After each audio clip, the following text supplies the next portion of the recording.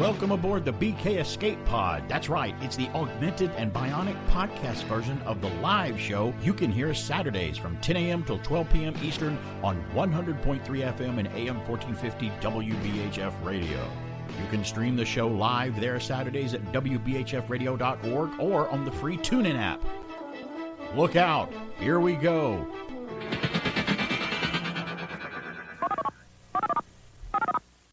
Stand by to receive our transmission. Okay, I've got to get ready here because I've got to get ready for this because someone has a. You know, we used to have a. I'll explain it this way. Here's how I'm going to explain it.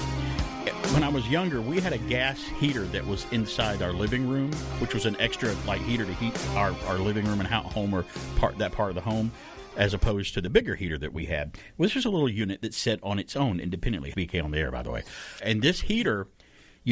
How you do it, and it's it wasn't all that safe, and some of them are still like that. You turn the gas on, then you light it. It didn't even have a pilot light. It's an old-fashioned one. You turn the gas on, and then you light it, and then it lights up. It comes on, and you get heat coming from this thing. Well, one day I wasn't watching what I was doing. I wasn't thinking. I was 12 years old. That's back when kids were on their own sometimes. And I turned the gas on, and something happened. Like the dog was doing something, or I had to go. Something happened in the kitchen, or something happened where I had to walk away from it for a minute and then come back. And I'm like, oh, okay. I just walked away for a minute. I lit the match, and it went. It's like a little too much gas in the immediate area. Singed my eyebrows and everything. I didn't catch on fire, though, thank goodness. I didn't catch on fire. I'm unlucky. But I didn't leave it on for like 5 or 10 minutes. That would have been our home would have been in orbit with Skylab if that had happened. You wouldn't be here right now. No, I wouldn't be here. Or I'd be like, I look a lot different. But it's terrible. That's what I've been doing all week, and even today, talking to you off the air. You're like, here, let me turn your gas on and not light the heater yet. Let's let that gas build up. That's what's been happening to me all week because here's what it is, and I'll get this out of the way because I don't want this to permeate through the whole show today. If people want to call up and talk about it, that's okay. We can talk about it as we go along. This whole, and I know 100% that you're on board with me, and that's great because I'm preaching to the choir here. So if you can just every now and then give me a hallelujah or preach it, brother, or amen, or whatever, good. Go ahead and do it. Am I allowed to say it that way? That's probably not, no. For now. On this show you are. I just watched Coming to America back-to-back with the sequel Coming to America. Okay, the number 2. And so I was all up in the Reverend. Played by Arsenio Hall. It's the cancel culture. That's what I'm sick of. Now, right now, what sent me over the edge this week, and we've been talking about it on and off for the past few weekends here with BK on there since I'm only on every Saturday, Mr. Potato Head, the Dr. Seuss books. It can go all the way back to the Disney film Song of the South. And now Pepe Le Pew is what sent me off this week. A beloved Warner Brothers character that I always loved watching growing up. They attacked a Warner Brothers character years ago. It even started with Speedy Gonzales first. I remember that uproar. And now it's bled over into Dumbo with Disney, Peter Pan, Swiss Family Robinson. People cannot handle what's going on, and people want to. I'm getting sick and tired, quite frankly. And you know me, I don't lose my cool and get mad on this show. I really don't get mad. One of the most affable people I know. I'm so hot about this, and I'm even restraining myself on there today of what I could do. I'm getting sick and tired of people just basically thinking for me to decide, oh, I don't like this character on this cartoon, so I want to erase it from history, get rid of it, and not ever let you see or watch it anymore because I think it's offensive, and I don't like it. And my ego is the size of the iceberg that hit the Titanic. That's how big my ego is, and I think about myself. I don't like it. I'm not going to adhere to it. I'm going to keep talking about and keep these things alive that I like in entertainment like that, like the aforementioned things that I just said. Also, when it comes to my food, keep your opinions out of my food. If I want to go through a drive-through somewhere and order a triple cheeseburger with everything on it, with a large order of fries and whatever, I can do that because it's my business and it's not yours. Amen. If I want to drive, thank you, told brother. Me to throw thank one you, in. brother. If I want to drive a giant SUV with 6 tires on it, I mean that's 4 and 2 spares. Preach. I can Preach, drive it because I want to. I can. And here's the bottom line of the whole thing: if you don't want to. And you don't want me to, number one, butt out of my business, leave me alone. But if you don't want to drive one, don't drive one. Don't watch these things. Wait a don't minute. buy the books. That sounds way too complicated. Sounds pretty familiar, too, because you said it on your show earlier today, too, and you know exactly what I'm talking about. But just leave me alone. Leave my stuff alone. Stop telling me what I can do. Just lay off, because the only thing I've figured out about it now is it's got to be that some of these people, it's their ego. And I know that's only part of the problem, but I think that's a big part of it, because I'm so important, I am so woke, and I'm so much more smarter than you are, that I'm going to figure out what's wrong and let you know, Alan, that you cannot watch and do this and buy this and have this. It's virtue signaling unchecked. It's look how much more virtuous and smart and better than you. I know what should be allowed. I shouldn't even have to go. We and do shouldn't this. let people like you have this for entertainment. It's wrong. Right. Stop thinking for me. I feel like, you know what I feel like? I feel like I would see shows in the 60s and watch pop culture things and things of the era. I would watch things about the 60s as a kid growing up in the 70s, because that's me. Anybody asks who I am, I'm like, the easiest way to tell you who I am is I was born in the 60s, grew up in the 70s, and graduated in the early 80s, high school. That's all you need to know about my era that I'm from and who I am. We're Generation X, I guess, is who we are. Gen X. Okay. When I would watch things about the hippies in the 60s and how like, peace and love, man, stop persecuting us about what we think and what we do and what we feel. Well, that's me now. I'm a hippie now. You and we're the new Far hippies, out, man. We want to watch Pepe Le Pew. We want to read those Dr. Seuss books. We want to do all these things they're trying to take away and think for us and whatnot. That's what we are now, as the hippies were in the 60s. That's us now. And I can't believe that I've become a hippie. 770-386-1450. Somebody else is calling. Let's take them right quick before we go to a break. Hey, how you doing? Right quick. Got to go to a break, but let me know right quick what you got. Yeah, I got you. But no, you just brought that up about the shows in the 70s. Yeah. There wouldn't be any television now if those were the shows. That's true. That wrote. I mean, if you got offended by Red Fox and Sanford Archie Son, Bunker, the Jefferson. I mean, everybody. I mean, we understood what it was. Right. It was comedy. Well, we laughed. Stay tuned. I'm going to give everybody some medicine. I'm going to administer a bit of castor oil when we come back after break in the Golden Ridge TV. Stay with me, okay? Thanks for calling. Bye-bye. It's BK on there. We're going to take a break right now, but when we come back, Golden Ridge TV, and I got more about this. I got the pill for this when we come back. It's BK on the air. After these messages, we'll be right back. Yeah. Get ready for a new look to ABC's All-Star Saturday. Starting with that cool cat, the Pink Panther. Oh, tear 'em apart. And Bangface. Then it's the new 90-minute Challenge of the Super Friends. Followed by everybody's favorite, Scooby's All-Stars, starting Saturday. Hello, I'm Vincent Price. For many years now, mankind and his offspring have been searching for an alternative to peanut butter and jelly. After employing the latest methods in technology, the Peter Paul Candy Company has found the alternative to peanut butter and jelly. Peanut butter with no jelly. Pure, creamy peanut butter dotted with Crispies, covered with pure milk chocolate, but no jelly. I'm sure you're as pleased as I am.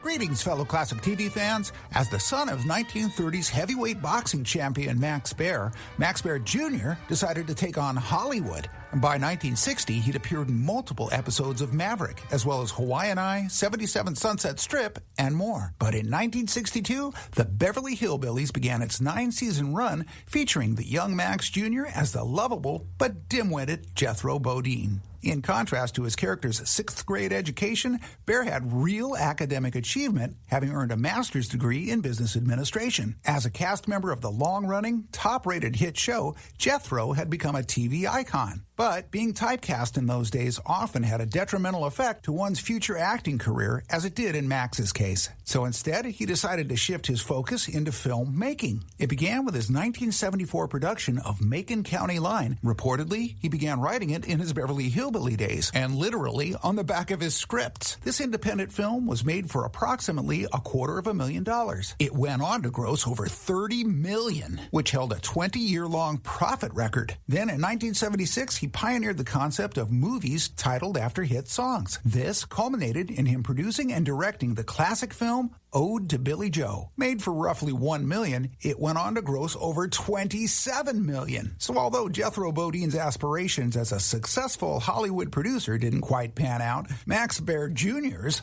actually did. For BK on the Air, this is Pat McCormick with the Golden Rage of TV. from your pillow to the shadow of a willow tree and tiptoe dans les tulips avec moi. Bonjour, Monsieur Frog. Comment allez-vous this fine morning? Knee deep in flowers will stray. Keep these showers away. Hey! A lady, feminine, female, girl, skunk. In the spring, a young man's love lightly turns to thoughts of fancy. Keep your guard up, chérie. Hello, young lover, whoever you are. I am Pepe Le Pew. Everyone should have a hobby, don't you think? Mine is making love. You are a girl, I am a boy. We have all that in common, darling. May I call you darling? You may call me streetcar because of my desire for...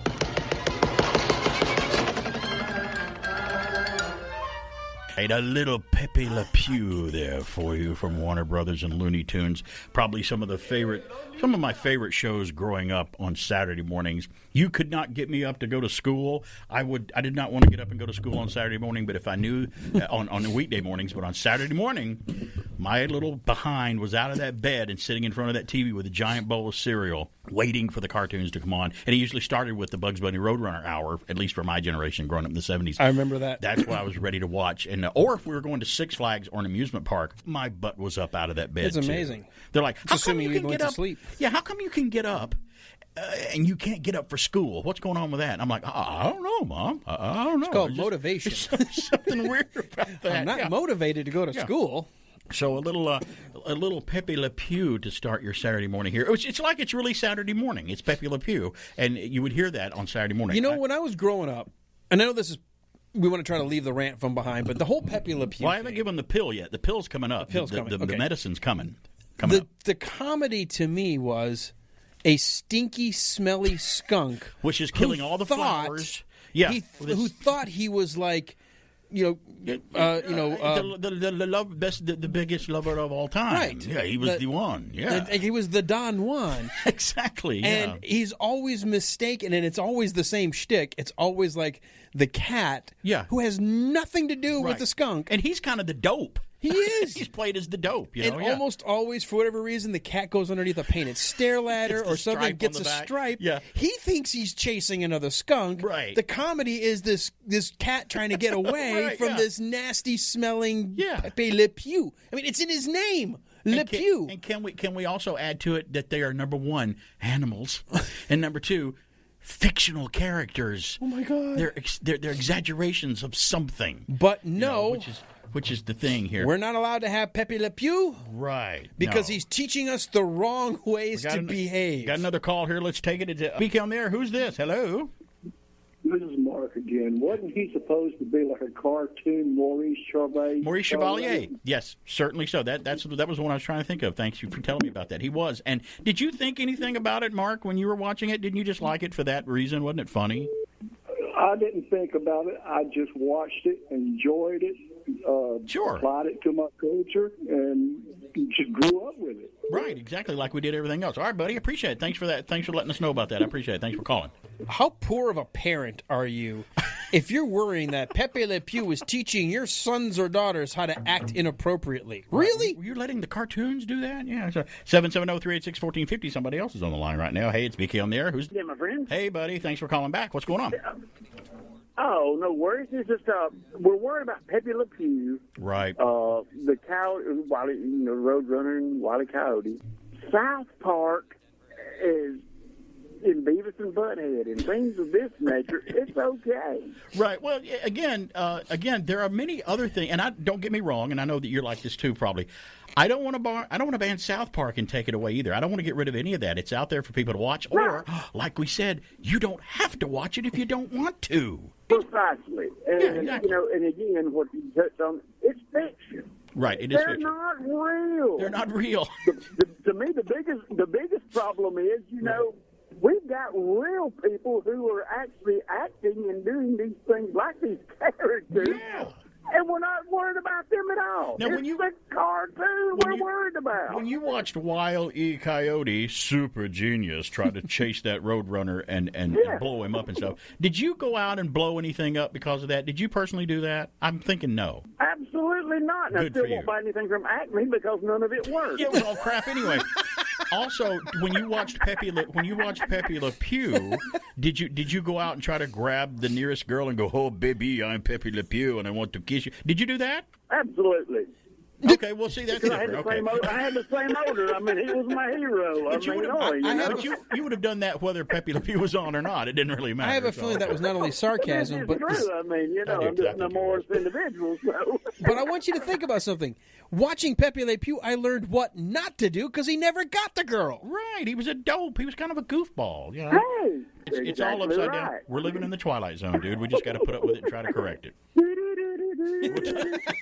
We'll talk to you later. Thanks, buddy. All right, bye. It's just, and it's killing me. It really is. I don't have time right now to do it, but we're creeping up to the bottom of the hour. But if we can continue to talk about it. Song of the South with Disney, they did that. They said that will never come out because of the underlining tones of Song of the South. If you want to go back and try to just erase all history, it's impossible. You can't erase everything and get rid of it because it's still going to be there. Somebody's still going to have a copy of all this. Right quick, another caller. It's BK on there. Hey, who's this? I will be your peanut. You shall be my brittle. Wait a minute. I can't handle this. Stop. What's up? Careful. It's been a while. I've been married without children, so this is actually kind of turning me on. Yeah, we got Al Bundy over here. It's Pepe Le Pew calling in. Hey. It's got to be one more. Le Tarzan. It's great. I got to say this. I have been a Pepe Le Pew fan forever. He's been my number one favorite cartoon character. He is on the champagne. Him and Penelope are the champagne glasses from my wife's and I's wedding that we still have. I collected. I have multiple figurines of Pepe because why? I love him. Creeping up to the bottom of the hour here, going to go to a break. But this is Pat McCormick, by the way. They're from the Golden Rage of TV. I appreciate him calling in all the way from the West Coast. I appreciate that, buddy. And I've seen those photos. You posted the photos on social media of your Pepe Le Pew figurines and things that you have, and you're proud of it. I was trying to be incognito. Well, that's okay. They're going to come for you now because you put it on social media. Yeah, that's it, Pat. They're going to show up and take you. They're coming to take you away. Make sure you've paid your dues, your monthly dues for your alarm company because it's going to be tested. That's right. Better watch out, dude. The jig is up. That's right. Oh, goodness. Thanks, buddy. Always good to hear from you. All right, we'll talk to you later. Bye. All right, bye-bye. Great. Remember, great Pat McCormick. When someone else has made the decision, you are no longer allowed to even have your collection of Pepe Le Pew. Yeah, and by the way, I want to give advice to everybody, and I'm going to give everybody some castor oil after we flash the audience after the bottom of the hour. I got some medicine for this, and it's a bit from Mad TV, which I use Mad TV a lot to prove my point through absurdity, and it's really a great segment with Bob Newhart, the comedic genius of Bob Newhart playing a psychiatrist trying to straighten somebody out, and I think it's crazy. With two simple words that you got to remember. So it's coming up later on. It's going to be a pill. It's going to be some medicine to try to make people swallow this. You know how you're like, take that medicine. You're going to hate it, but stand by for that. I'm going to give some medicine for this when we come back. I just say, leave it alone. I'm not ever going to forget it. You can get rid of Mr. Potato Head, the Dr. Seuss books that are being banned, Pepe Le Pew, Speedy Gonzales, Song of the South from Disney, Dumbo, Peter Pan, Swiss Family Robinson. The list grows. It's starting to grow and get even longer. I'm not going to forget these things. They're going to be in my memory. I'm going to keep them alive. Now, I'm now on a quest. I'm on a quest. You're going to do it. We're going to remind everybody what these things are. They're always going to be around. It's going to be almost like it's going to be in an underground black market. Oh, wait, I maybe shouldn't use that term, but it's a real term. So it's a market. It's an underground market. We'll call it that. I don't want to make anybody mad. But it's not going anywhere. It's BK on there, neither am I. Harvey, want anything special for your birthday? Just a decent cup of coffee. You're kidding. I'm serious. Honey, your coffee's undrinkable. It's pretty harsh. Well, so's your coffee. You know, the girls down at the office make better coffee on their hot plates. Well, see you later. And he didn't even kiss me goodbye. You know, if I could just make a decent cup of coffee, I could relax. So, relax. Why don't you try Instant Folgers? Tastes good as fresh perked. Good as fresh perked? I'll surprise Harvey for his birthday tonight. Hey, great coffee. It's Instant Folgers. Doesn't it taste good as fresh perked? Better. Better than those girls make at the office? Honey, their coffee can't hold a candle to yours. Instant Folgers taste good as fresh perked. Try it. Now, you can kick the smoking habit in just 1 week's time with a powerful new product called Puff Beater. Puff Beater. Puff Beater is superior to other products, and here's why. When a person quits smoking, they develop a self-righteous attitude, looking down upon people who still smoke. Puff Beater keeps you from having this obnoxious behavior. I quit smoking using Puff Beater. I feel great, and I don't harass losers who still smoke. I saved enough money by quitting smoking that I can now afford to drink a latte anytime I want. Change your life with all new Puff Beater. Always read and follow label instructions. Puff Beater recommends if a person who has quit smoking using a different treatment is giving you grief, just tell them, I can't wait to see how fat you get. Puff Beater is not really proven yet, but it hasn't been disproven either. Kick the smoking habit and do it now without turning into a f***ing prick. Call now for your free video. Puff Beater. Oh. For some reason or another, you sounded a little taller on radio. And now, back to a guy who thinks William Shatner deserves an Academy Award. It's BK on the air. Got a lot of egos out there trying to tell me what to read and what to watch and what cartoons I can watch and what food I can eat, what car I can drive. I'm getting sick and tired of it. That was my rant earlier in the show. We might talk about it on and off as the program continues. Getting a lot of calls on and off the air about that, and as we should, because it's sparking quite a bit of controversy and quite a lot of passion from people. So if you want to weigh in on anything that we're talking about today, you can call in. 770-386-1450 is our number, but we've reached that point in the program where, and I've got the medicine for this too, by the way, coming up. Just stay tuned. I got a really good or bad tasting pill for all this that might help ease a little bit of this crap. I don't think it'll fix it, but I'll have my say, and it'll be through this. But it's time that we flash the audience of the news, the weird, the strange, and the bizarre. Look at that pup outside there. I love when dogs walk by the window. Even the dogs like us. They'll look at us and go, hey, yay, you're great. I was like, look, awesome. We're out here. You're in there. That's how it used to be for me, but thankfully I've been rescued. You guys are in a cage. I'm looking at you guys inside of a cage. They feel bad for us. They go, I hope somebody adopts you someday. Just throw us some food every now and then. Just bring some food by. That's all we can. All right. Well, I've got the first news. Yeah, because I gotta start winding down and winding up into the good stuff now. Here we go. Yeah. All right, here we go. Okay. In 1697, wow, we're going in the Wayback Machine. Oh, yeah. A man wrote to a merchant in the Netherlands to request a copy of an official death certificate for his cousin. The tightly folded letter has never been opened, but researchers have managed to read its contents without breaking the seal by using a high-resolution X-ray scanner designed for dental research, the Wall Street Journal has reported. Interesting. That's a long time ago. The letter was among around 600 sealed and unclaimed letters left in a trunk by Simon de Brienne and Marie Germain, early postmasters in The Hague. Wow.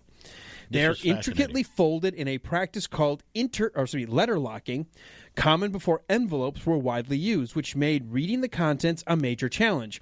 Researchers said they were able to read the letter by scanning the traces of metal in the ink and then using an algorithm to virtually unfold it. The researchers say unfolding the letter could have destroyed valuable evidence for historians. Isn't technology wonderful that we can do things like that? That is a cool story. That's not the crazy odd news story. That's just a neat story. That's just wonderful, and I had to throw that one in there. I got the next news. From UPI, a California stuntman spent 24 hours sitting in a pool of bean dip. What? To promote a Los Angeles area restaurant that has suffered losses from the COVID-19 pandemic. Hunter Ray Barker said he climbed into the wading pool filled with bean dip outside the Los Toros Mexican restaurant in Chatsworth at 3 p.m. this past Monday because he wanted to support the restaurant, which he describes as one of his favorites for years. Everybody has their favorite Mexican restaurant. I've got a couple myself. Mm-hmm. Baker's 24-hour tenure in the pool of bean dip coincided with a block party at the eatery, which featured the stuntman receiving a tattoo of the restaurant's logo while sitting in the dip. I certainly hope they didn't use the dip later to dip their chips into, but no, that wouldn't have been good. But that's kind of a cool stunt to do that. I don't know if I'd want to do that and get. I'd just be worried about where that bean dip might end up going. Yeah, I don't know. What are you talking about? What do you mean? Oh, you mean like you're sitting in it, like in your ear, or in maybe your your back or something? Yeah, any other opening. That'd be weird. Orifice, right? And how could you tell? How would you know? Quickly, let's do the next. All right, I've got the next news. Mayday, Mayday, going down. Thank you. I needed that after this morning rant. You can always count on me for some inappropriate humor. Love that. Yeah. I mean, we're both good at that. A lawn care company is seeking an outdoor gaming enthusiast to make $1,000 by playing cornhole, a game involved tossing small bags of corn into holes in a board. Oh, is that how you play it? Yeah. Okay. Didn't know. You know, I'll never forget when somebody older who worked at the station got very mad at a younger person talking about a particular cornhole tournament. I know. They're like, they have tournaments for that? I did it too, because before I'd ever heard of the game, someone said that. I'm like, you're doing what? What are you playing? It's a game the kids all play. We better ban that. It's terrible. Well, they're so much more open-minded than us. Moving right along.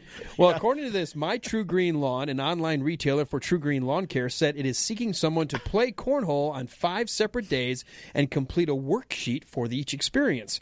Quote, do you need more reasons to get outside? Looking for ways to have fun while socially distancing? Want something to do that's good for all ages? If you are, then we have the job for you. We're paying someone $1,000 to play cornhole. The posting said.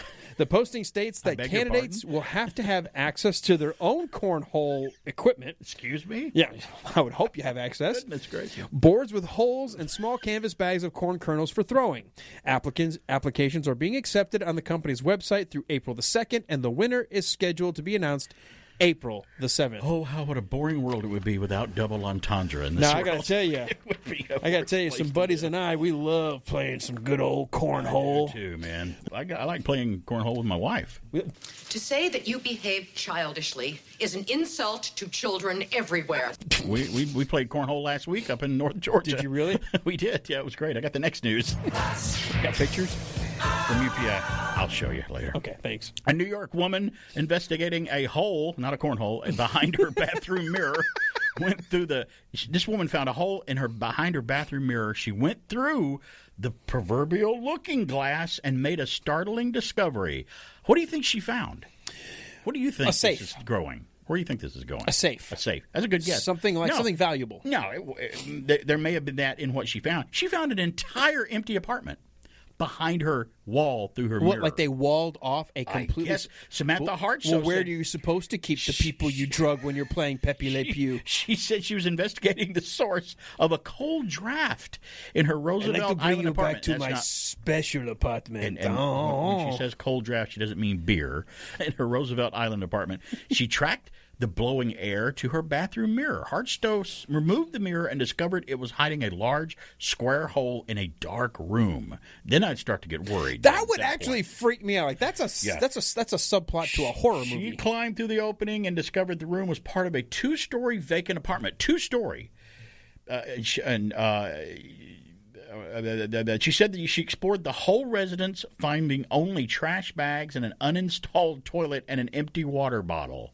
That's even more curious, sir, that we found all of this. An empty water bottle. Does that mean someone had been there not too long ago and was, I don't know. Maybe. Hartstow said that she made sure the door to the unfinished apartment was locked before making her way back to her own residence. So I guess there was a door leading outside from there. So where would it be out? And why was there a hole that was big enough to crawl through that a mirror was being used to block the entrance and exit? She said the front door to the vacant domicile was located elsewhere in the apartment complex from her own home. She said she contacted maintenance to patch the hole in her bathroom, and a representative from the management office is expected to visit her apartment soon to investigate her discovery. Who knows? They may have done it already since the reporting of this I'd be curious to know who had the apartment before her. Maybe this was a guy keeping his rich little, not as rich, but his little few on the side. Right. And why is it? Climbing through so that way they don't see him coming into his apartment, climbing through the wall. And if that's not the case, why is it just sitting there and they're not collecting revenue off of it? What's going on there? And then I would go, can I just knock the wall out and not charge me anymore for this square footage that I've discovered? That'd be awesome. That would be great. That's what she should do. She should bolt the door on the other side, nail it shut, and then just open it up and say, "Look at my 2-story addition." Or just leave it locked because no one's obviously tried to get in it anyway, so they're ignoring it. They're not even coming in that place. They need us to think of these things for them. Yes, that's where she can store a copy of the Pepe Le Pew episodes. She can put in the. Maybe that's where it all goes. She can put all the stuff in there and keep it nice and locked up. And be able Can to you imagine a news flash 20 years from now? Man's secret stash of Mr. Potato Head and Pepe Le Pew collection found in a wall. Right. Hey, I was thinking about that. Could Mr. Coffee be far behind? Could we be getting rid of Mr. Coffee machines? Why would coffee have a gender? Yeah, I mean, that's a little bit too Shouldn't much the coffee be allowed to choose its own gender? Yeah, I think it should. And by the way, if it's choosing, maybe it could choose its own flavor. Couldn't we just call it coffee machine? How about we just call it coffee? Yeah, because machines, that'll make the robots mad. That's right. We've got to think about this. It's BK on the air. I'd like to talk to you about good things to eat, like Swiss cheese on a crisp Ritz cracker, or a chunk of ham on a crisp Ritz cracker. Peanut butter and jelly on a crisp Ritz cracker. Everything tastes great when it sits on a Ritz. You hungry? Then have some onion dip on a crisp Ritz cracker. Good cracker. Good cracker. From Nabisco. Good cracker. Good cracker. How come you cook so many vegetables, Mom? Well, someday I see a tall young man with broad shoulders. Me? You. And I do everything I can now to help you get there. Good food, rest, exercise, and also Chalk's vitamins with iron. Iron? Because you're growing, you need as much iron as your father. And these help make sure you get it. I like Chalks. And you, Mom? Chalks and Chalks Bugs Bunny with iron.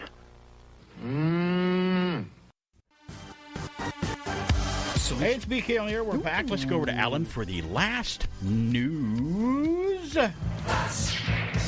While we roll right along, we got so much stuff to do today. We got one more. And you know what? We have people fired up. You know what? That actually is encouraging to me. That there's people out there going, you know what? You can take the cancel thing too far, and I think people are finally going, okay, whoa. We got to stop this. Just stop. And everybody that has called in today and off the air, because people are calling me off the air too and emailing me and Facebooking me, they all agree with us. Yep. They all agree with us. And I'm sure if you get any text or whatever, you'll let me know of anybody else that's chiming in on it as well. So, I don't think we're going to find anybody that's 30 and above that probably agrees. Not. Because they don't know any better. All right, well, I've got the last news. As BK said, we'll wrap up this segment. A Welsh utility company said workers excavating a trench for relocation of a pole on a customer's property made an unusual discovery. A previously unknown medieval tunnel. Oh, so it's not. It's like a different spin on the abandoned apartment next door. This is like in a this little case, further back. It might be how people kind of raped and pillaged people way back. I don't know. We'll have to see. Western Power Distribution said members of the company's East Wales team were working in Tunein in the Wye Valley when a customer requested relocation of a pole on their property. The workers were excavating a trench when they discovered what they initially believed to be a cave. The tunnel runs under a sidewalk parallel to the Angiddy Brook and appears to follow the brook's path. The Tunein Abbey Ironworks ruins, located nearby the site of the tunnel's discovery, date from the 1100s. That's a little further back than I thought. Wow. Research into the area's history failed to unearth any mentions of the tunnel in Ordnance Survey maps dating back to the 1700s. He also said it does not appear in any of the public records. Wow. Finding that... I want to know more about that. That's crazy. Because you can imagine, like what? Like what was the knights point in armor of it? Walking through there or whatever. Well, if it was attached to the abbey, was it a way of sneaking people in and out? Yeah. I mean, that would be my first thought of what it is. And then what were they sneaking? Smuggling something. Why do you always accuse me of sneaking? Okay, fine. What were you up to? Sneaking. Sneaking. Well, that's wrong. We should cancel that. I'm going to cancel The word you out. sneak sounds too weird to me anyway. We should get rid of that. Thanks for everyone's response on that. We'll continue to talk about all that today. But I got some medicine here. I got a little message, a little clip here from Mad TV. This is from Mad TV back in the early 2000s or whatnot. That contains the comedic genius of Bob Newhart. And you know what? If you're too young to know who Bob Newhart is, look it up on the internet. He's still alive. He is still alive, contrary to what some people call in and tell us. This is Bob Newhart, and he's a psychiatrist speaking with someone who has a problem. And this whole soundbite here is my medicine and my gift to all the cancel culture, egotistical people out there that can't handle books and movies and cartoon characters today. Just give a listen to this, and maybe it might help you out just a little bit. Dr. Switzer? Yes, come in. I'm just washing my hands. I'm Catherine Bigman. Janet Carlisle referred me. Should I lay down? Oh, no, we don't do that anymore. Just have a seat. And let me tell you a bit about our billing. I charge $5 for the first 5 minutes, and then absolutely nothing after that. How does that sound? That sounds great. Too good to be true, as a matter of fact. Well, I can almost guarantee you that our session won't last the full 5 minutes. Now, we don't do any insurance billing, so you would either have to pay in cash or by check. Wow. Okay. And I don't make change. All right. And go. Go. Well, tell me about the problem that you wish to address. Oh, okay. Well, I have this fear of being buried alive in a box. I start thinking about being buried alive, and I begin to panic. Has anyone ever tried to bury you alive in a box? No, but truly thinking about it does make my life horrible. I mean, I can't go through tunnels or be in an elevator or in a house, anything boxy. So what you're saying is you're claustrophobic. Yes, that's it. All right, well, let's go, Catherine. I'm going to say 2 words to you right now. I want you to listen to them very, very carefully. Then I want you to take them out of the office with you and incorporate them into your life. Well, shall I write them down? Well, if it makes you comfortable, it's just 2 words. We find most people can remember them. Okay. You ready? Yes. Okay, here they are. Stop it!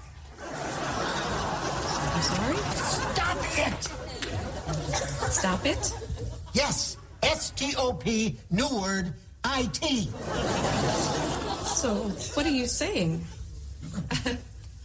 You know, it's funny. I say 2 simple words, and I cannot tell you the amount of people who say exactly the same thing you're saying. I mean, this is not Yiddish, Catherine. This is English. Stop it. So, I should just stop it. There you go.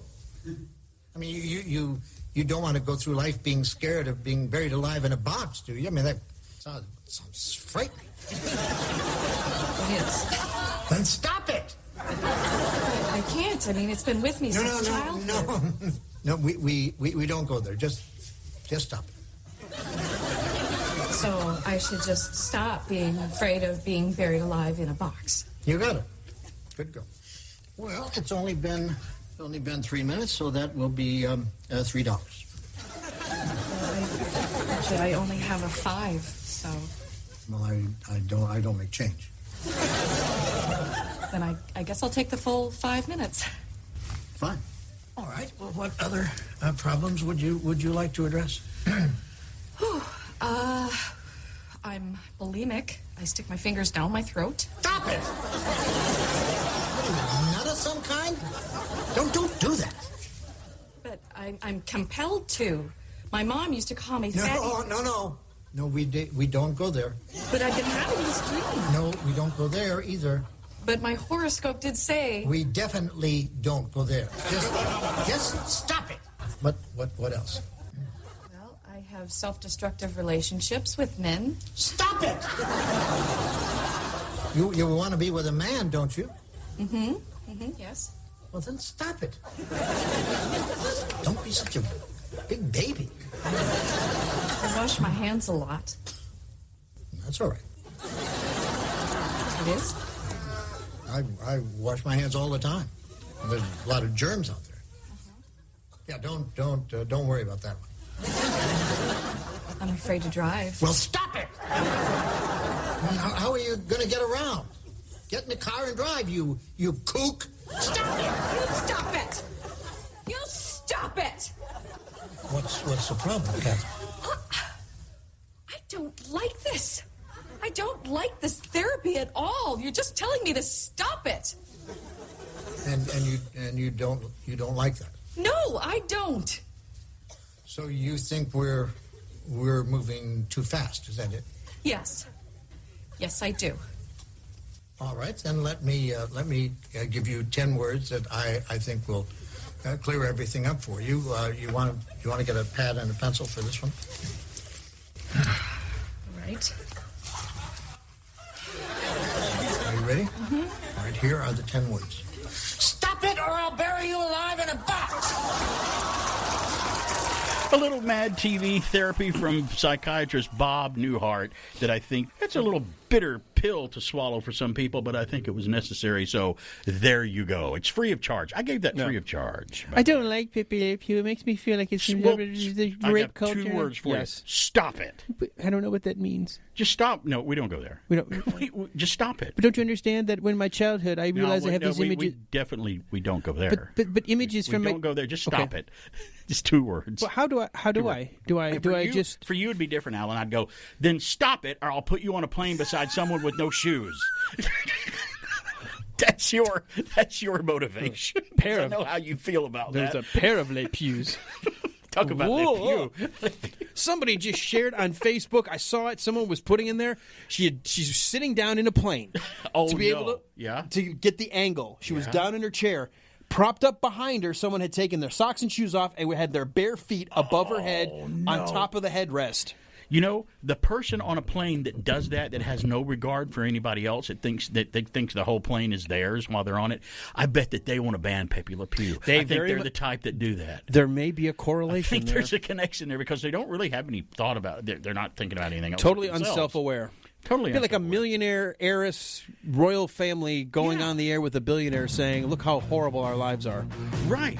Gosh, it sucks to be someone us. on a plane, someone on a long flight with Mrs. BK many years ago, she said there was someone beside her, and the guy took his shirt off beside her, and she wasn't in first class.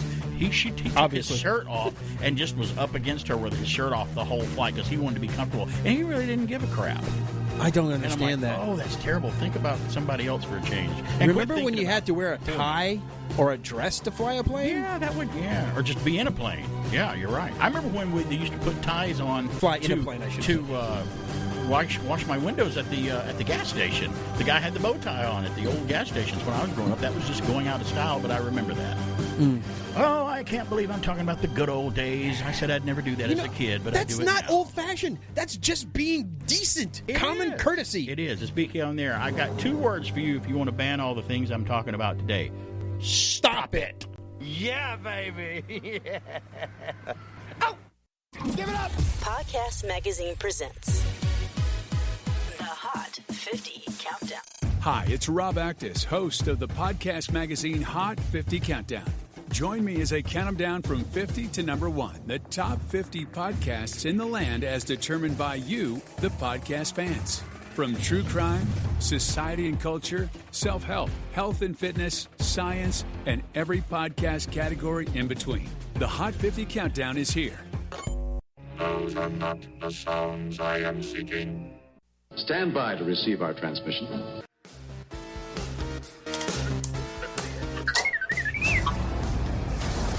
Greetings and welcome to Star Wars Extra. Star Wars then, Star Wars now, Star Wars forever. Bringing you the latest from the Star Wars galaxy, I'm your host, Mike Mann. This is the way. This week, a diehard Star Wars fan announced that he has built a life-sized replica of the famed ship from the Mandalorian series, the Razor Crest, in Yakutsk, Russia. The fan, known as Ayal Fedorov, has released a video highlighting his massive achievement, detailing the entire process from construction to its final display destination. Aside from the awesomeness of just being a real-world Razor Crest, the gunship is even powered by batteries for both interior and exterior lighting, along with powering an engine that enables moving parts. The life-size Razor Crest can be viewed on the Just Ayal YouTube channel.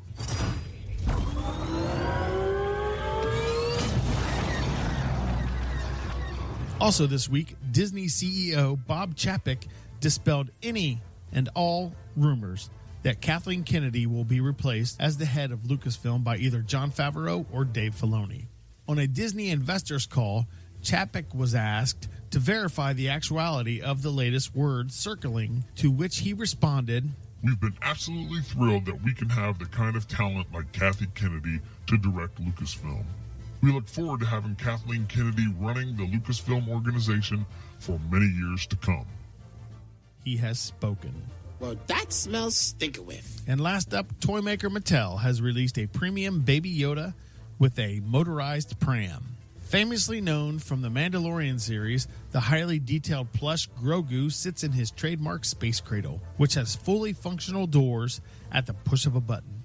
The pram also sits on an adjustable stand to allow for the hovering appearance and can be raised up to 42 inches. Additional accessories include the Razor Crest's control knob and a chowder squid from Season 2 of The Mandalorian. The premium Baby Yoda with motorized pram is available for pre-order at Mattel's website. What? Oh, hell no. Hold up. Huh? Oh, okay. That's all the time we have for now. Don't forget to visit us on Star Wars Extra's YouTube channel and go give us a like and subscribe. Tune back in next week for all the latest and greatest in Star Warsing. For Star Wars Extra, I'm Mike Mann, and now back to my Baby Yoda, BK on the air. He just called me Baby Yoda. I love that. I'm nowhere near as cute as Baby Yoda. I'm almost as cute as Baby Yoda, but not quite. Did you know I saw someone yesterday driving down the road, and they had a Mandalorian plush toy and a Baby Yoda hanging from the back bumper of their car, and their little feet were dragging the ground going down the road. I'm like, okay, I guess you're a fan. You're dragging them down the road. That's great. If I ask you a question right now, Alan, I know that you'd get it right. What is the most highest grossing movie of all time, money-wise? Oh, that would be the Avengers Infinity War / Endgame. The two together. So the Avengers Endgame, which was the last film, is the highest grossing movie of all Yep. time. What would you say if I told you that it's about not to be, as of maybe the end of this weekend? And you're like, how can that be possible? And I've got the story right here, how it's possible. I read this yesterday. This broke from Variety. This isn't on some goofy website that doesn't get any hits. Are they about predicting? 2 or 3 people. No, you can guess. Wait a Go minute. ahead. How would you think that They're would saying happen? another movie that isn't at the number one can now make its way into the number one in the next week or so? Yes, and this movie is number 2 right now on the list. So Avatar is going to somehow supplant. And here's the story, and I'll tell you what it means. Avengers Endgame, the everything but the kitchen sink Marvel superhero blockbuster that we just referenced, is poised to relinquish its title as the highest grossing movie in history back to Avatar, the previous record holder. Prior to the release of Endgame in April 2019, here's how this is going to happen.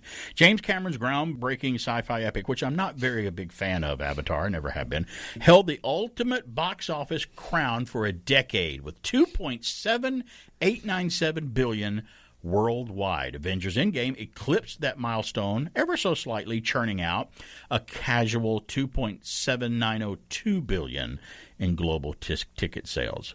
But on Friday, that's yesterday, Avatar returned to movie theaters in China and grossed $3.5 million, pushing its total haul to a historic $2.7926 billion. Oh, geez. After this weekend, though, Avatar is expected to take back the top box office prize. Wow. Now, while Avatar what took Avatar several re-releases to achieve, Avengers Endgame was able to accomplish in just 3 months due to unprecedented demand that may never again be replicated. Don't ever say never. We could see it again sometime in our life. Avengers Endgame was the culmination, and we know this because we talk about it all the time. It was the culmination of 21 movies, each box office juggernauts in their own right from Marvel Studios, spanning over 10 years. It became the must-see film event of the year as the Avengers teamed up to take down the ultimate baddie, Thanos, as we know, and moviegoers emotionally bid adieu to Robert Downey Jr.'s Iron Man. The comic book mashup also starred Chris Evans as Captain America, Brie Larson as Captain Marvel, Chris Hemsworth as Thor, and the cast goes on. Huge cast list. Plus just about every other character that Marvel Universe had to offer on the roster. The re-release of Avatar in China comes as the country is experiencing unprecedented box office demand while recovering from the coronavirus pandemic. China's hungry for movies right now over in China. Already several movies in China, including Detective Chinatown 3 and Hi Mom, I guess that's two movies I've never heard of, have reached blockbuster status over there. Meanwhile, in North America, here, hardly anyone has been going to the movies, and ticket sales have been falling as flat as Hollywood studios continue to postpone their busiest and buzziest releases. You and I haven't stopped. We're still going to the movies, and I have been since March of last year. I've never stopped going to the cinema. Although Avatar was released by 20th Century Fox, Disney now owns the property after the companies merged in 2019. I'm eventually sure we're going to get a letter one day that Disney bought us, WBHF. They're going to buy us too. Maybe then we'll be able to get some Marvel interviews. We'll be tied in and we can get some of that stuff. That's their way to stop us talking about Marvel. Right out on that, yeah. With Disney's acquisition of Fox's film assets, the Walt Disney Company houses 8 of the 10 highest-grossing movies of all time. Disney has them. With more than $2.5 billion in global receipts, Avatar and Avengers Endgame are in rare company. The third highest-grossing movie ever is still Titanic, which grossed $2.47 billion. Star Wars: The Force Awakens and Avengers Infinity War are the fourth and fifth biggest film, with $2.68 billion and $2.48 billion respectively from those two. So there you go. It may actually happen. I hope it doesn't, because I don't think Avatar is nowhere near the film the Avengers stuff is. But it was a technological marvel to watch and look at, and I applaud James Cameron for his creativity. But the story and everything, I just didn't find it all that interesting. I found it more of a novelty film than anything else, and it took me forever to watch it. It was Dances with Wolves in space. With it's the same story. Pocahontas sprinkled in, yeah. But I will tell you, you're right, yeah. That documentary I saw on the filming that James Cameron is pioneering for Avatar 2 through 4 or whatever, 2, 3, and 4. It's fascinating. It's amazing. Yeah. And I hear the Avatar experience at Disney is incredible too. I hear it's a fantastic experience to go ride and find out about. So there you go. I hope Avengers doesn't get beat, but if it does, maybe Marvel will have to come out with another one to beat that. I'm sorry, Earth is closed today. You better pack it up and get out of here. Get lost, Squidward. Oh. How? Why is it whenever I'm having fun, it's wrong? Hi, I'm Captain America. Whether you're a student or a soldier, there's one thing that will always give you an edge. A hot lunch. You don't have to be injected with a secret government super soldier serum to have strong bones and muscles. A well-balanced diet is one of the best ways to help keep your body healthy. The food pyramid will help you find the balance. It's okay if you don't understand what he's talking about. He probably doesn't either. It's BK on the air on AM 1450, FM 100.3, and online using the Tunein radio app.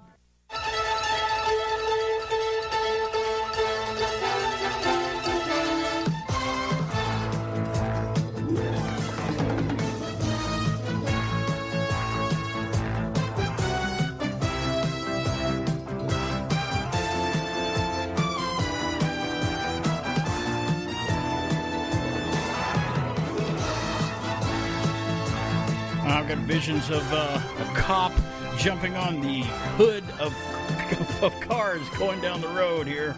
The BK on the air. I'm playing that for a reason, and it's coming up right here. It's on this day in history on March the 13th. On this day in history, 1781, William Herschel sees what he thinks is a comet, but is actually the discovery of Uranus. What? Yeah, on this day in history. I thought that was a fantastic morning. I thought you were talking about... I misunderstood. I was. It's coming up. It's on this day in history, too, yeah. I thought that was the bridge. It felt weird. I'm giving you kudos for recognizing what that theme was. That's fantastic. That was weird. 1956, The Searchers with John Wayne, the American Western film directed by John Ford and starring John Wayne and Natalie Wood, is released on this day in history on March 13th. 1965, The Beatles' 8 Days a Week single goes to number 1 and stays number 1 for 2 weeks. On this day in history. We're doing that on this day in history. 2 weeks. And here it is, 1982. You just heard it. The ABC TV crime drama T.J. Hooker premieres, starring William Shatner. It's funny how they took the name James T. Kirk, which is J.T. Kirk. He just reversed it, T.J. Hooker. Well, it was Captain Kirk on the streets of San Francisco. Yeah, and he traded in the Enterprise for a Chrysler. I think that was great. And it was a great cop show. I love T.J. Hooker, not because William Shatner is in it. I think it was a good cop show. No, I'm lying. If Shatner wasn't in it, I never would have watched it. Let's just be honest with ourselves. Be honest. Stop it. Stop it. Stop it. Give me some therapy. 2014, we've been talking about Marvel on and off and whatnot. Captain America, The Winter Soldier premiered on this day in Los Angeles in 2014. And the site that reported this week, on this day in history, they have a place where you can send them corrections. Like if they got something wrong and you can correct it, I had to correct them.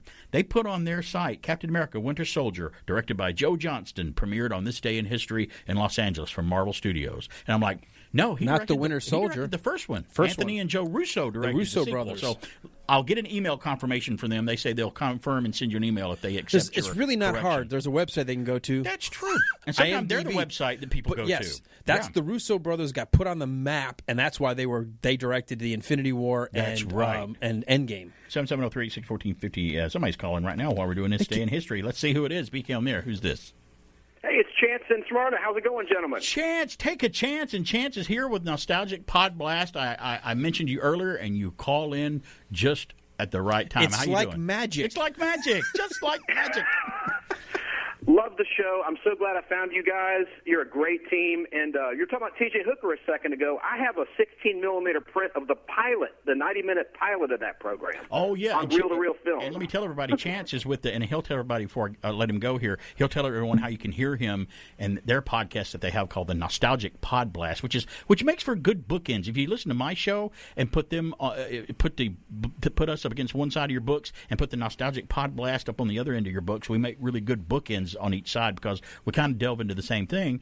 And Chance collects film. You actually collect a lot of film, which people don't even know. Kids today don't even know what film is. You have original film of a lot of stuff. That's how TV stations would show reruns back in the days, from reel-to-reel film before they switched to videotape and digital. Exactly. But yeah, we're on. You can listen to us. We're your cousins, gentlemen, and we talk about the same stuff you do. And we're on YouTube, the Nostalgic Podblast. Just Google it, or go to nostalgicpodblast.com. Excellent. That is great. And I sent you a private message on Facebook introducing you to another guy named James Install with it's Geek to Me Radio in St. Louis.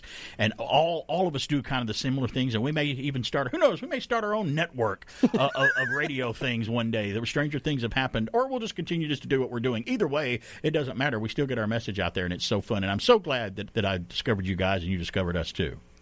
Likewise, gentlemen, I love the show. And, Alan, I'll be listening to you on the big station across the street next week. Excellent. Well, thank you, man. I appreciate it. Bye. As always, I appreciate it. Talk to you later, bud. All right, bye-bye. Bye. I will be recording with them next Sunday or upcoming Sunday, and I'll be appearing on the Nostalgic Pod Blast with them. They've invited me to come on, and I'm glad to do it. I love to get out there and talking and making that nostalgic, geeky connection of things that we all know and love and grew up and love. So that's the Nostalgic Pod Blast. Check them out. Today's birthdays today include, on this day, Neil Sedaka, American singer and songwriter. I had a couple of 45s by Neil. It was my parents growing up, but I did. And, it's someone's birthday today, and I'm going to tell you who it is, the next person. And some people, kids, depending on how old they are, they'll never know who I'm talking about when I do this, but you will. Alan, today's birthday is also Charo. Birthday today. Oh my gosh, Charo. Chiquita Banana herself. She's her birthday today. Careful there. Oh, watch it. Somebody gonna cancel us out. Cancel culture. Yeah, it's Charo's birthday today, and some kids don't even know who that is. Don't even know who Charo is. So it is her birthday day. She used to be all over the television, man. And number one on the Billboard chart.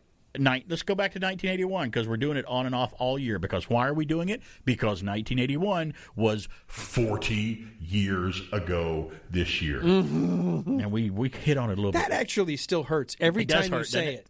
Well, you're 50 and 1981 was 40 years ago. Stop it. It's sad you to hurt. said You rubbed the salt in there. The beginning of this year you were done with that. Apparently you lied. No, I lied. Stop it. Stop. Okay, I'll stop it. I need to stop it. 9 to 5 with Dolly Parton was number one on 1981. In 1981, 40 years ago. Fun movie in my head. I should go back and rewatch it. I haven't seen 9 to 5 in probably 25 years, maybe longer. When the song comes on, if I happen to be listening to an old 70s station, I just kind of let it play. I roll the windows up and I'm like, wasn't it? Hear this? You and I last But week I love just it. randomly pulled on to Dolly Parton and said, is there a more just wholesome kind of person than Dolly Parton? We were talking about it. And lo and behold, the song comes up this week as number one. It's always National Something Day, and today is no different. Today is National Good Samaritan Day. Oh, okay. Today is National Jewel Day. Is that for the singer? I didn't say. I'm thinking it's either something you can wear on your necklace or. Oh, you mean jewelry? Yeah, jewelry. Or maybe it's shouldn't it be National Jewelry Day? Yeah, right. Or are you only allowed to wear one? Good. If we buy only one, that's fine. Don't buy any more. Because have you priced them lately if they're real? Today is National Canine Veterans Day today. The canines that help the cops out. Mankind did a lot of things through history, but I always said one of the best things that we ever did as a species of mankind that we are was domesticate the wolf and make it a dog. Man's best friend, his companion, and we love him. See, I'm going to flip it around. The best thing that ever happened to man is the wolf decided to befriend man. Well, that's true, too. We could turn it around. And I still haven't seen that movie about the prehistoric. Yeah, I need to watch that. I bought my wife the book that the movie is apparently very loosely based on. She said she loved the book because it really was historically about how dogs or wolves actually started to become more familiar with man. And when man realized, you know what? If we raise them from pups, we can keep protection. We have people to hunt with. And it began an entire fascination that you and I continue to this day. Different a world it might be had we not had the dog or the horse to help us. Horse was kind of important. Yeah, they were. They really. How else were we going to get to work? Right. I've seen some dogs big enough. The Great Danes and the Mastiffs. You could ride them to work too. Horse-sized dogs. I always said that our dog. We didn't rescue our dog. She rescued me.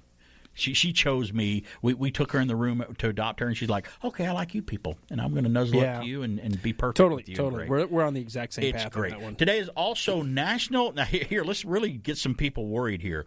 Today is National Open an Umbrella Indoors Day today. I'm like, wait a minute. Isn't that bad luck? Yeah. Why would you have a day to open it indoors? Maybe it's to... I don't need any help with that. Maybe it's just dispel all of that bad luck. I get plenty all by my own. National Open an Umbrella Indoors Day. You were talking about creating it. I think you're going to create the NGU, the Nostalgic Geeky Universe. Yeah, that'd be kind of cool. A network of some kind to kind of do that would kind of be kind of, if it could happen. I would just so throw you it got out. James Install. You've got you've got the Nostalgic Pod Blast. And there's a few more out there. There's a few here and there that talk about stuff like that and do it. And some movie. It takes a leader. Someone's going to have to take and rein them in and bring them to the fore. You're right. You're right. I'm going to call James tomorrow with Geek to Me Radio. He's the one to do that. I'll just fall right in there and like, hey, I'm on the air with you. Just put me on somewhere in there. Look, I'm kind of like the idea guy, but when it comes to the actual implementation, we need someone to run with it. That's right. I just had an idea. How about that? I'm the guy about like let's build this over here.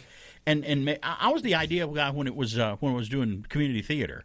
About the only thing I can do is if you show me where you want the nail in the wood, I can nail it in there. I'm like, did it? I done it. What else can I nail? What else do I do next? Yeah, what can I do next? Or a drill or something. But I'm the guy who's like, here's the set I need. I want this set on the stage. I want a door here. I want a facade here. I want a kitchen here. I want this here. I want this blah, blah, blah, blah, wall, blah, blah, blah. Now here. You go build it. I've designed it. You go do it because I can't do that. I'm not really good at that. So you can't be good at everything. I mean, I know a little bit about a lot of things, but I don't think I know. How does that go? I know a little bit about some things, but not everything about one thing. I guess that's what I'm trying to say. Jack of all trades, master of none. Right. Perfect. That's what it is. I mean, I know a lot about Star Trek, nostalgia, comic books, but you know what? You know this as well as I do. There's always somebody else that knows more than you do about any of that. I am so humble all the time, knowing just how little I really do know. I'm humbled by had lunch with Chance. Chance just called in on the air. Had lunch with Chance the other day, and just getting to know him, saying hi. He's a kindred brother spirit. I'm like, man, where was your mom in the '60s? Where was my dad? Wait a minute. Was my dad near your mom in the '60s? Are we related? Because we were really on point with everything and seeing eye to eye on a lot. With Chance and with at the Nostalgic Pod Blast and with James Install on It's a Geek to Me Radio, you hear those guys on here sometimes because I have them on Pod Blast now for sure, and James Install. They really, when it comes to a lot of stuff, they know a whole lot more than me about the nostalgic stuff because they can start chunking out dates and it goes, oh, that's Spider-Man issue, and I go, I know it, that's what happens in it, but they know the date it was released and the number of the issue, and I'm like, I don't know that. Yeah, I might have known that when I was a kid. So yeah, we got people walking outside the station looking at us and holding up one finger saying that we're number one. It was his thumb. It was his thumb was the finger. He was that's not the usual finger we get. and look at us. It's BK on there. I got a quiz for Alan coming up later. I didn't tell you about this. Yeah, it's a MeTV quiz called Was This Show On in the 70s or Not? Did it reach into the 70s or was it on in the 70s? Did it make it? And it's a good quiz. I didn't get some of them right, but we'll come back. Boy, did I have a dream. You always do, Paul. This time, I was an astronaut. I was.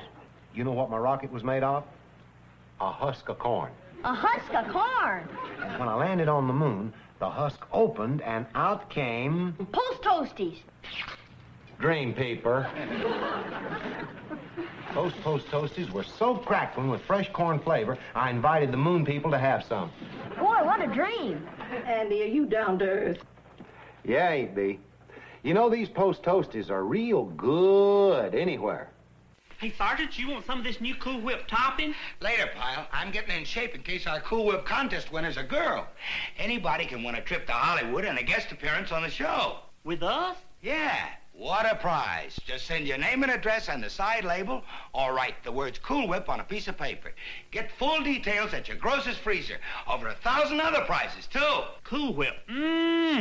Shazam. When it comes to shows about movies and comic books, heroes and crazy news, I tune into PK on the air from 10 to noon, Saturdays. Oh, I'm having such a good time on the air that I almost completely forgot about the rant from the first hour about all that cancel culture crap. But we don't want to forget. But we don't forget about it, but I'm not going to let it pepper the rest of the show here. Good advice. I think what I did was good. I ranted about it, but it was for the good. It was for the greater good to try to get rid of it and ignore that crazy crap that's going on. Oh, it's easy. I don't want to get on it again. I do have a story here. What year did you graduate high school? 88. I graduated in 84.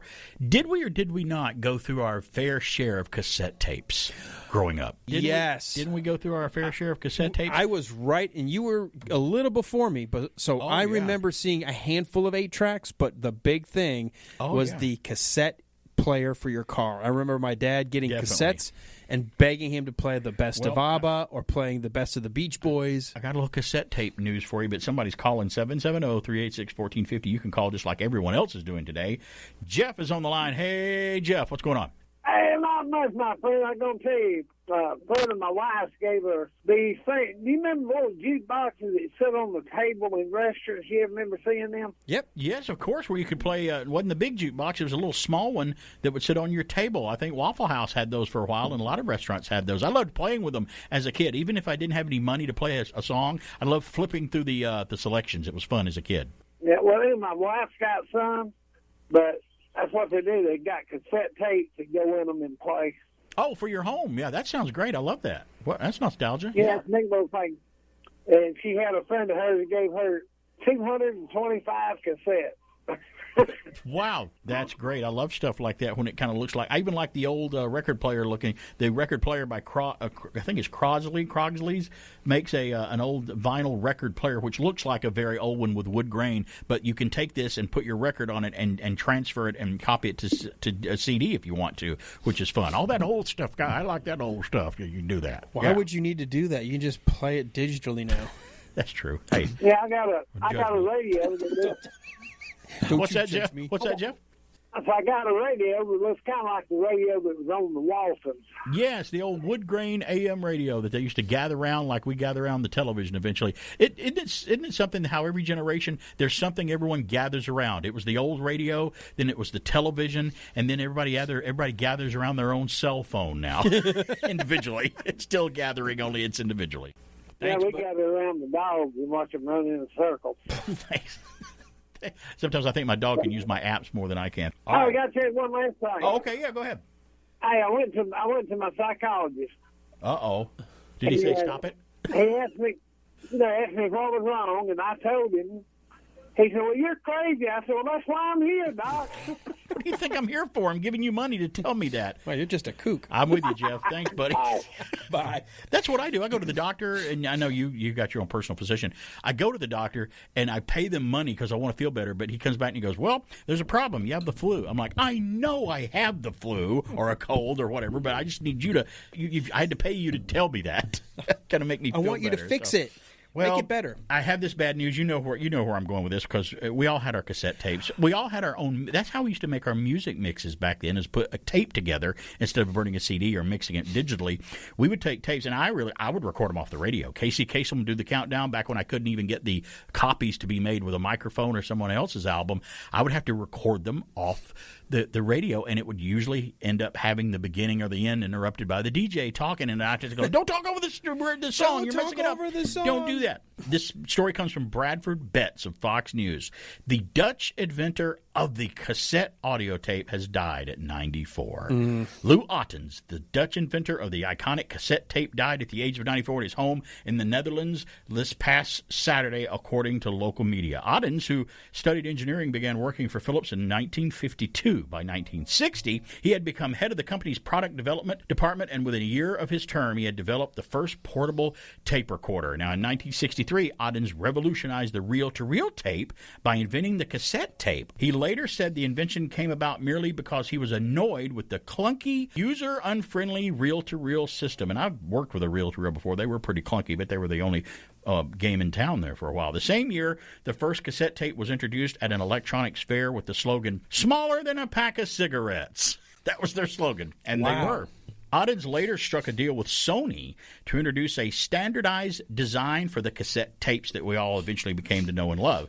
More than 100 billion would be sold around the world over the preceding decades coming up after that. In the 1970s, Ottens was instrumental in the development of what would eventually become the compact disc. This guy was in all of it, or CD as we call it, something he believed held superior sound quality to cassettes. Well, it does. It did, yeah.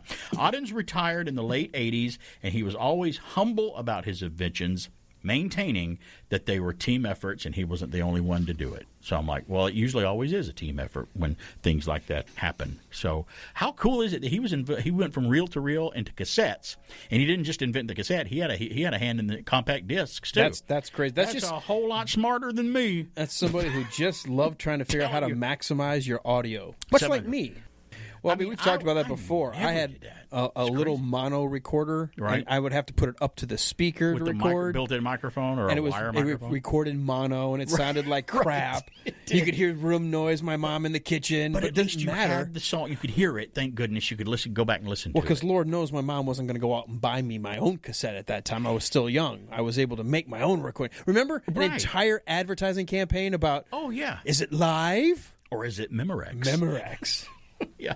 And then even then, I couldn't afford. See, not all the cassette tapes were created equal. No, you some had were better. Memorex, the Sony brand. You had the Panasonic. Which was the one that showed the guy like in his chair and like it was almost like the wind was blowing? Was that Maxell? That was Maxell, I think. Yeah. Where he's sitting there like it's almost like there's so much wind coming out of his speakers. His tie's flying behind him. It's like if you want to be blown away. Right.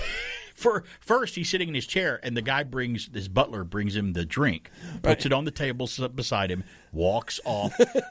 Music, the sound starts out of this big speaker. Oh, that's the live action commercial. Right, his drink started to blow off to the side of the table. He caught it, grabs it. And he's sitting, and he's got a scarf on, he's just like he's an aviator, and the sound is blowing him away. I remember all the time seeing, and then being mad when I got my own money, saying, "Oh my God, look at the difference in the cost of cassettes," and then realizing there was a reason for that. Oh yeah, 90 minutes or the longer, and then we found out when it came to videotapes. When VCRs or how some of them were called when I was younger, when it was a new technology and it was being made to the public, a lot of them were calling them VTRs, videotape recorders. I'm like, okay, this company says it's a VTR. This says VCR. Eventually, they nixed the VTR and just went with VCR. Everybody used that term.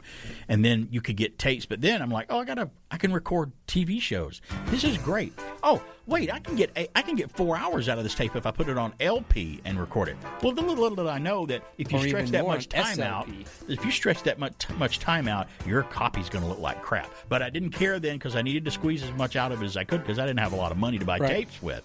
So you found out later, this TV show looks like crap. And it's slowest long playing. I had to get the cheap tapes too from Kmart and Walmart. The cassette tapes to tape music that you were clear that you could see through. And they're really crappy ones. They couldn't even afford. Yeah. No stickers, you just write on the tape what is written on there. Great times, great memories. It's more nostalgic geekiness. When we come back, we're going to take a break. It's BK. Okay, we've got to pay some bills. Introducing the amazing record vacuum by Ronco, the new stereo accessory that protects all your records. Simply insert your record into the record vacuum, turn it on, and your record rotates automatically, sweeping and vacuuming your records instantly, loosening deep damaging microdust particles, 33 1/3, 45, 78s, any size fit. Available at Walgreen, Woolworth Wilco, Montgomery Ward, Osco, Turnstile, Venture, Goldblatts. Sorry, miss, I was giving myself an oil job.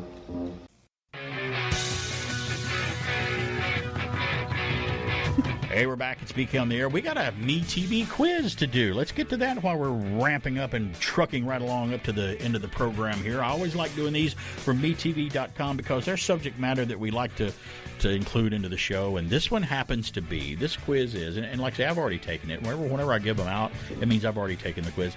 Were these shows on TV in the 1970s?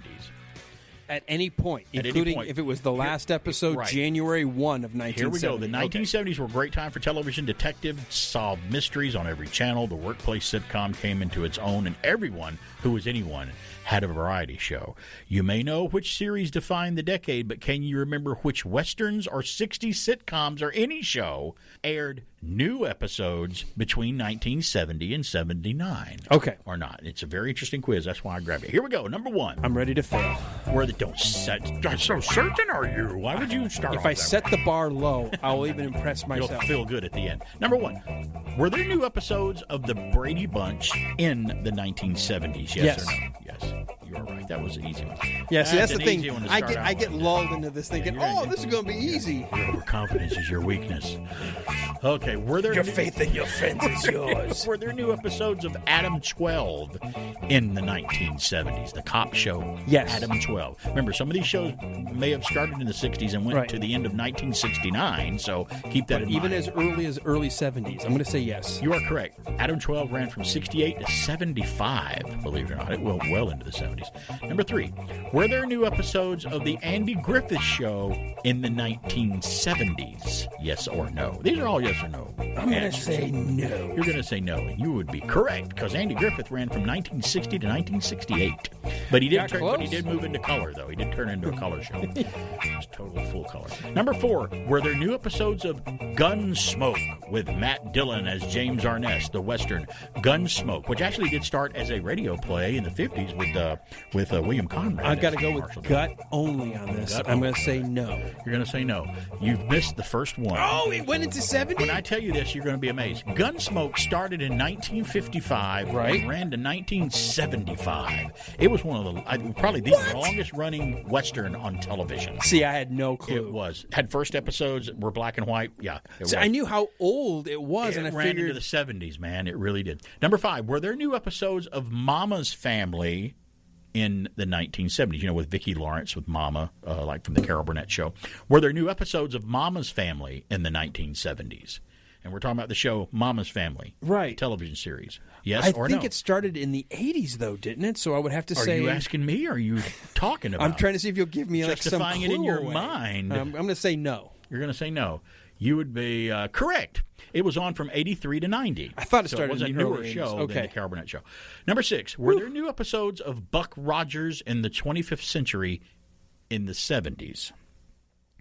Now, yes. We knew Galactica came before Buck Rogers. Yes. So keep that in mind from yes, Universal. I believe it came in 1979. You're correct. Buck Rogers started in 79 and ran until 81. Yeah. So At 2 seasons, 2.5. Cusp there, yeah. Well, the second season, I didn't even recognize the show after that. Hi, I'm Hawk. He was how do actually you kind of comb cool. your hair? He was actually kind of cool. Did you know that wig he wore in the show was expensive because it was real bird hair? It's hair, real bird feathers. They did. Number seven, were there new episodes of Gilligan's Island in the 1970s? Yes or no? Oh. See how they get kind of, now this doesn't count the movies, right? No, this is television episodes of the show. But it was released as a television movie. As it runs as a series. Did it go into 70? Okay, I'm going to say yes, even though I saw it as reruns. I'm going to say yes. You're going to say yes, and there's another one that you have missed. Oh! Gilligan's Island officially ran from 1964 to 1967. It was only 3 years. So even though I watched it every single day. Yeah, well, it's just like Star Trek. Yeah, we all watched them in the 70s growing up. Number 8, were there new episodes of Gomer Pyle, USMC, a spinoff of the Andy Griffith Show, in the 70s? No. You are correct. It was on from 1964 to 1969, even though I think it went from black and white to color, too. It did, yes. First season was in black and white. Number 9, were there new episodes of Hogan's Heroes in the 1970s? Hogan? I'm going to say no. Alan says no. He is incorrect. Hogan's Heroes ran from 1965 to 1971. Oh. Believe it or not. I've gotten 3 wrong so far. I'm keeping track. From 1971. I'm actually doing better than I expected. It'll keep track of us here. Yeah, I know, but I don't trust you over there. I'm saying the right thing. Stop it. Stop it. Were there new episodes of the Beverly Hillbillies in the 1970s? No. Alan says no, and he would be incorrect. Beverly Hillbillies ran from 62 to 71. Are you serious? It was the original run show for that show. Exactly did. Yep. All right. Number 11. We're taking up to the end here. Were there new episodes of Lost in Space in the 1970s? No. I got to be right one of these You're right about that. 65 to 68. You keep saying no. They can't all be. Half of them right. Number 12. Were there new episodes of Bonanza in the 1970s? Oh, see with Lauren Green? Bonanza. I'm going to say yes. You're going to say yes. And you'd be correct. This is surprising. Bonanza ran from 1959 to 1973. Believe it or not, it really did. Not as long as Gunsmoke. Not as long as Gunsmoke's the longest running one. Were there new episodes of Star Trek in the 1970s? You'll be so mad if I got this wrong. I would. The answer was no. Okay, I got that one right too. You don't get to count the cartoon. It's the television 66 show. 66 to 69. Yep. 3 years. 3 seasons. Number 14. But there were a lot of rerun episodes in the 1970s. And I told you, I'm going through and watching the classic. I'm still in season 1. Were there new, and you know what? From now on, when you're in the studio here, just to add ambience to the studio, I'm going to have you sit across from me, and I'm going to have a light lighting just your eyes. So I can see you. That drives me so nuts. I'm going to put some eyeliner on you too, like they do the first season. There was one we just saw, the one where it starts off where he's going to perform a wedding, but then they end up getting Balance of Terror with the Romulans. That is a great. It's a submarine episode. They're out trying to outfox each other. It reminded me of the Wrath of Khan Reliant battle. So good. It is good. Mark Leonard as the Romulan commander, and he is fantastic. But there was whoever lit his eyes when he was going to do the ceremony. That little square. It wasn't even like it was square. Like you could actually see the outline. I'm like, oh my god! They get rid of that in second season and from then on. But that was a fantastic episode. It's considered one of their best. Number 14. Were there new episodes of Green Acres in the 1970s? Yes or no? Yes. Yes, you say yes. You're right. 65 to 71 for Green Acres. Were there new episodes of Mission Impossible in the 1970s? Yes or no? Yeah, there's one that's kind of, got to think about that one. I'm going to say no, and I'm probably wrong. You're going to say no, and you are wrong. 1966 to 73 for the Mission Impossible. Okay. Were there new episodes of Matlock with Andy Griffith? His that started in the 80s. So no, you are correct. 86 to 95 on Matlock. Number 17. Were there new episodes of My Three Sons in 1970? No. Do you remember My Three Sons? Never saw it. You're incorrect. 1960 to 72 for My Three Sons. Yeah. See, some of them they barely reach into the 70s, and it's okay to miss those. I'm screwing up several. Were there new episodes of Magnum PI in the 70s? No. You say no. You're right. Magnum ran from 80 to 88, right on the cusp. Were there new episodes of The Big Valley? Got another Western here. The Big Valley with Lee Majors in the 1970s. Were there new episodes of The Big Valley? I don't think so. You don't think so. You are correct. 1965 to 69. And the last one. Were there new episodes of Dragnet with Jack Webb in the 1970s? Dragnet. See, I'm going to have to go. I'm going to go back and replay a lot of the episodes of BK on the Air in my head where you've talked about Dragnet and how the Golden Rage of TV. And it got reinvented, and he kind of was behind it. I'm going to say yes. You're going to say yes. You're correct. Dragnet actually was a show in the 50s that ran for a while, then went off the air. Came back in 67 and ran until 1970. See, I played a best of BK on the Air in my head, and I was able to find that. What did they say about Alan's I think score? I missed 5 or 6. 14 out of 20. Looks like you aired guessing when these showed. Aired. That's what it says about your score. No, you were just too young. That's all it was. You were just too young. Nothing wrong with being too young. Nothing wrong with that. No, I'm assuming. Now, this is where you're supposed to say, well, I only missed 2. You only missed 2? No, you. So, how many did you miss? I missed 1. I missed 1. See, but you know what? Me missing 1 hurt me a lot more than you missing as many I don't take it as serious. Because I'm like, oh, I can't believe I got that one wrong. By the way, I'm going to put this. I don't have time to read this whole story, but there's a new biopic coming from Paramount on another group. Bohemian Rhapsody came out about Queen, and then the Elton John one came out. Rocket Man? Yeah, I haven't seen Rocket Man yet. I heard it's really good. Bohemian Rhapsody's good. Bohemian Rhapsody was fantastic. Bryan Singer directed that. The Bee Gees have their own biopic movie coming out about the 3 brothers, Barry, Maurice, and Robin. Gibb, the Gibb brothers. Say what you want about the Bee Gees, love them, hate them, whatever. They were a powerhouse group. They were popular. They may have an Andy in there too. He's very young. He's a lot younger than them. We don't want you in our group. If you shave the hair off of Barry Gibb, the oldest Gibb brother, who's the only one left alive, believe it or not, him and Andy could be twins. Really? And what's weird is Maurice and Robin were twins, but they didn't look. They weren't identical twins. Fraternal. They were fraternal. Yeah. I'm going to give you a wild guess since we're going up to the top of the hour. We've got to do it pretty quick. Who, out of all the directors that could direct the Bee Gees movie, who would you think is going to direct it? And I will tell you this: it's a director that you and I like and admire his work, and you will not believe who it is when you tell you. You're like, I can't believe it, but I bet it'll be good. I bet it will be good. Who do you think will be directing the Bee Gees biopic film? See, I have no idea who is a Bee Gees fan. You're just going to have to just take a stab at it. Just know that you and I both agree that he's a great director. He's a great director. Yeah, and he's still working. He's not an old director or anything. He's been around for a little while. Oh, I was going to say Spielberg, but not Spielberg. Good guess. He's working on a movie about his childhood coming up. I noticed yesterday he's working on after all of his other stuff. Coming of age film he's doing. Direct, maybe Ridley Scott? Another good guess, not Ridley. Who would do a biopic? I'm going to give you a hint. I'm just going to say one line from something. Okay. What light from yon window breaks? Kenneth Branagh? Kenneth Branagh is directing the Bee Gees film. He's going to direct it. He's a good director. And that's going to be interesting to see. He's good at everything he does. Whether you like the final movie. I finally watched the Murder on the Orient Express, and it was okay. I really liked it, but it was directed just it looked beautiful. It was so slickly directed, and I loved it. I haven't enjoyed every movie he's directed, but you can't say that there's not been any movies directed poorly, even when it's not a movie you don't like as much. His ability to do so many different accents and characters and do them well, yeah, he's like a mimic. And it wasn't my favorite Marvel film, but Thor was wonderfully directed. It's a lot better when you go back and watch them all as like a big series. Thanks for being here. I'm glad everybody called into the show today. I'm better after my rant. It's BK on the Air. I'll see you next week. See you next week. See you on the podcast. It's BK on the Air.